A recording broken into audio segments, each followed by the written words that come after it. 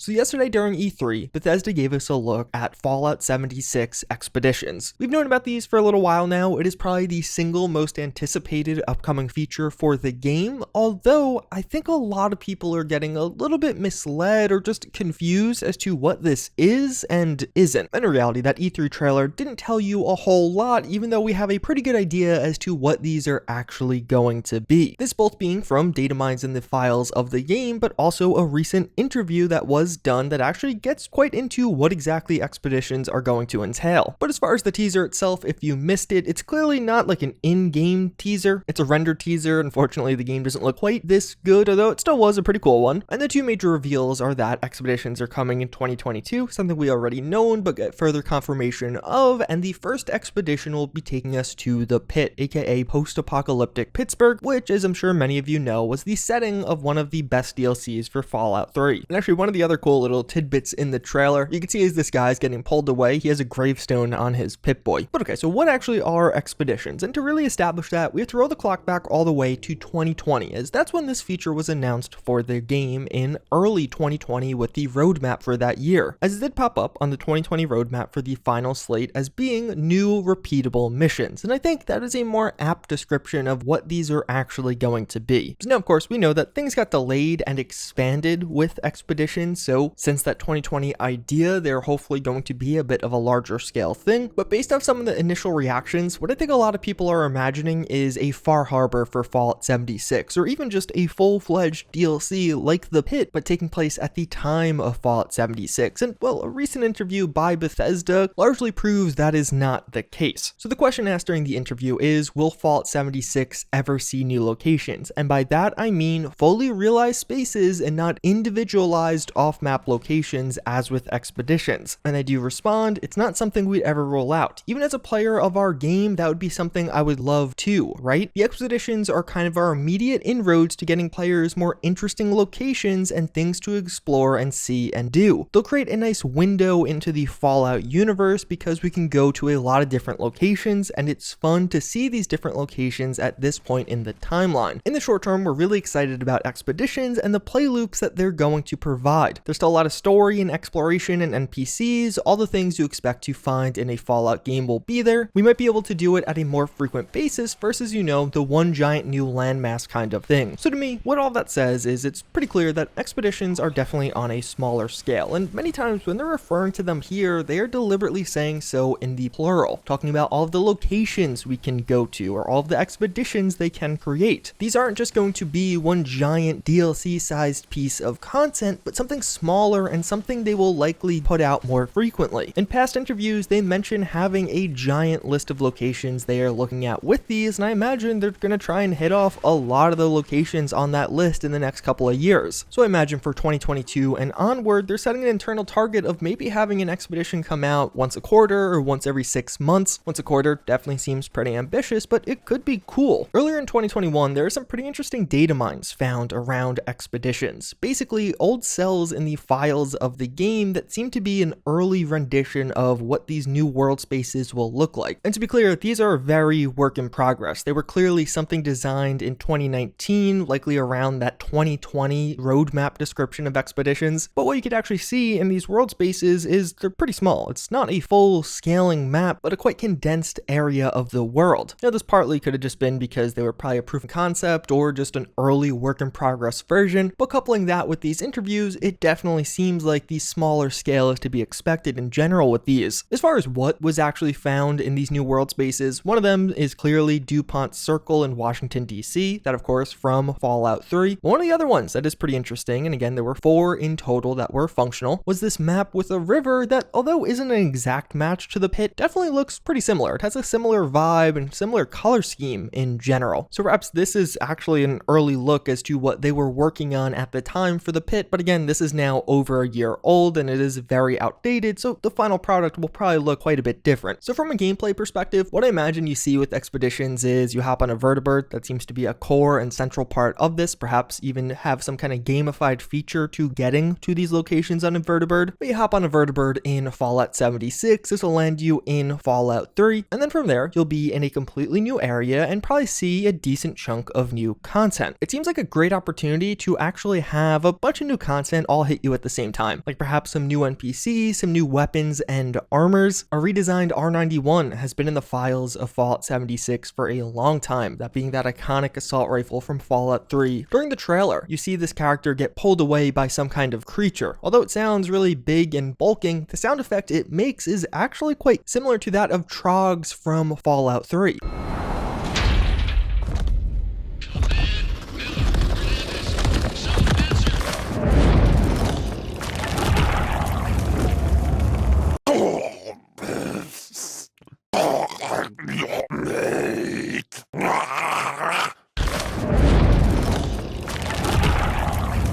Trogs are humans infected with a very specific disease that is unique to the pit, so it seems like this will be one of the enemies we are very likely to actually find in this location. Also, in the upcoming Steel Rain expansion for Fallout 76, which is currently on the public test server, you can hear one of the NPCs say this: "This sure is better than dealing with the fanatics at the pit." So we have really no idea what fanatics actually are, but I imagine some kind of irradiated human or crazy human that you could encounter in the pit. Also, those in addition to the Trogs. So you picture that. You land on a vertibird, you are encountered with a totally new area, some new weapons, some new NPCs to mess around with or fight, but then also probably some kind of mission. I don't think it's going to be a full-fledged quest line, but probably something like daily ops with a bit of a twist. I can envision each location having some kind of specific objective and maybe optional objectives to go along with that depending on the scope of these. During that interview earlier, they described gameplay loops, and I imagine what that means is there'll be some kind of randomizing factor here, something to make these interesting and replayable. So you come here to do a specific mission, and then there's likely some kind of randomization. This is something they have liked to do with both vault raids and daily ops to kind of make them a bit more repeatable, so you have to imagine they're going to return to it with expeditions, with the main appeal of this being that you'll return here on a daily basis to earn some of those new unique rewards. And it seems like there's a good opportunity to make those rewards themed around the expedition location, like a ton of weapons that appeared in the pit popping up in the pit expedition that you could win and bring back to Appalachia. Or at least based on all of the information out there right now, that's my expectation with this. With that said, they still do say there's still a lot of story and exploration and NPCs. All the things you expect to find in a Fallout game will be there, so perhaps the mission doesn't just immediately start once you're there and you could kind of just explore, or maybe exploration is part of the mission you are doing in general and you could talk to people, get some lore and backstory by humans or terminals. To me, this is one of the most exciting and potentially promising parts of expeditions overall. The pit is in a very interesting spot with Fallout 76. Several inhabitants of Foundation are actually from Pittsburgh. Geographically, Pittsburgh is pretty close to West Virginia. And of course, the giant opportunity is Fallout 76's timing. It takes place just 25 to 27 years after the bombs drop. Fallout 3 takes place 175 years after Fallout 76, nearly 200 years after the bombs drop. In the Fallout lore, at the timing of Fallout 76, not too much is known about the pit. As you encounter the pit in Fallout 3, it's ruled by raider gangs, and Asher in particular. It's a really dark place, even in the context of the Fallout games overall. What we do know is that in 2255, the Brotherhood of Steel really cleaned up the place and took out a ton of the inhabitants at the time. So seemingly, when we visit the location in Fallout 76, it'll be before the Brotherhood of Steel cleaned things up. And it'll be somewhere that was directly impacted by the bombs. It is described how these got some direct hits by the Chinese due to the steel generation that was being done here. And in Fallout 3, this is the description that Asher gives of the pit before the Brotherhood of Steel cleared things out with the Scourge. When we came here, the pit was just a breeding ground for Trogs, cannibals, and worse. Commander had us torch the place and take what we could. The pit had useful technology, but it was suicide to stay here. So when an explosion left me buried in the mill, my brothers were sure I was dead. I don't blame them for leaving, I probably would have. We thought nothing could live in the pit, we were wrong. So it really sets the stage for a pretty gnarly location to go to in the first expedition. Overall, I think a lot of people just in general probably have the wrong idea about what expeditions actually are, and that's not really their own fault. We don't have a ton of public-facing information in like a trailer form, but I don't think it's going to be a full-on DLC, and I think it's rather going to be more like isolated missions. But at the same time, I don't think your hype should be completely gone. Depending on the frequency of these, they could be a pretty cool aspect of Fallout 76 if we get several per year. There's a new creature or two, maybe some new weapons you could win as rewards, but of course, the most exciting part, the expansion on the lore. This is just a part of the Fallout lore that's been untouched, and Fallout 76 thus far hasn't really done a ton with that. A lot of the lore in Fallout 76 is, well, yeah, everyone died and then it was all deleted. It'd be cool to actually see some kind of precursor events to later events in the game, some stuff that really did have an impact or matter. So that's really what I have to say on Fallout 76's Expeditions. Still an exciting feature, but perhaps not exactly what you were expecting. Now for the rest of this video, I'm going to go through the rest of this interview. I just took out the snippet of Fallout 76 Expeditions, but they talk about several other things. I don't really have a different video to put it on, so I'm just tacking it on to the end of this one. And actually just a huge shout out to the interviewer here overall. It is one of the few interviews where they actually know what they're talking about with Fallout 76. The vast majority of these, the interviewer clearly doesn't play the game or asks outdated information. This one is on top of things. So definitely click on that link in the description and give them a page or an ad view, please, because again, it's a really good one. One of the first things they actually ask about private servers and the upcoming private server update. It's on the roadmap. We know this is coming, but we basically know nothing about it. I'm actually kind of surprised it wasn't at E3. I was expecting that. But what we learned here is that they are actively investigating increasing private world size, as right now you can only have 8 people or 4 people on a full proper private server, but this is not something that's going to be increased by the Q3 update. So when the private server expansion does release in Q3 2021, you will still only be able to have up to 8 people on a server. They're hoping to give players more tools to create a similar PvP experience for themselves, so almost in a way kind of privatizing the PvP experience because all of the major PvP game modes are getting removed, and describe how the move away from PvP is simply because the vast majority of players don't actually play it. They like PvE, and this is a data-driven decision. They're planning on keeping the rest of the game as a PvE experience outside of private worlds. And they describe how they're hoping that private worlds are the first step towards modding Fallout 76. There's some questions about factions coming in the future, just factions as an aspect of this game. They have some ideas that they're looking into, but something else further out. But one thing they do say that does get me a bit hopeful is that they have some plans to add in more factions and explore different factions that we haven't really explored much in the game or haven't explored much since release. So of course, on release, Fallout 76 had a spread of totally new and unique factions. The Responders, the Free States, and to a lesser degree, both the Brotherhood of Steel and the Enclave are quite distinct detachments from their later game versions. But with Fallout 76's DLCs, they've kind of neglected all of those original stories and lean more heavily on familiar stuff, like the Raiders and Settlers coming back, the Brotherhood of Steel making a return. But I, for one, would love an expansion actually taking a look at the Free States, let's say, or maybe a couple of Free State survivors come back and are trying to build up the faction again. They're planning to add new legendary effects as they add the 4th star to legendary items. There's going to be 3 camp slots for sale with the Steel Rain update. So right now you can have up to a maximum of 2 camp slots, but they're adding 3 more seemingly on the Atomic Shop with Steel Rain, so you'll have a maximum of 5. Apparently this limit is for technical reasons. And also in the future, you'll be able to have both a companion and a pet at your camp. It's not like you have to have one or the other. And just one final quote, they mention how Fallout 76 is definitely going to be in existence for 5 years. I'll tell you that. So seemingly the game is not going away anytime soon. I'm pretty curious to see what comes next with this game. I was curious if there's going to be any additional Microsoft investment. Things have been pretty slow over the past 2.5 years or so with post-launch content, especially when some of the big stuff like Nuclear Winter and Vault Raids actually ended up getting removed from the game, or Nuclear Winter will get removed from the game. But during E3, it was revealed that Fallout 76 is actually the most popular game on Game Pass. So that does get me a bit hopeful that maybe the future is looking bright. Maybe we'll see some additional investment, especially if the next Fallout game is still many years away. Either way, that's the updates on all of that, Expeditions, and that brief interview. With that said, hopefully you guys found this one informative. As always, again, I thank you for watching, and I hope to see you all next time. Later.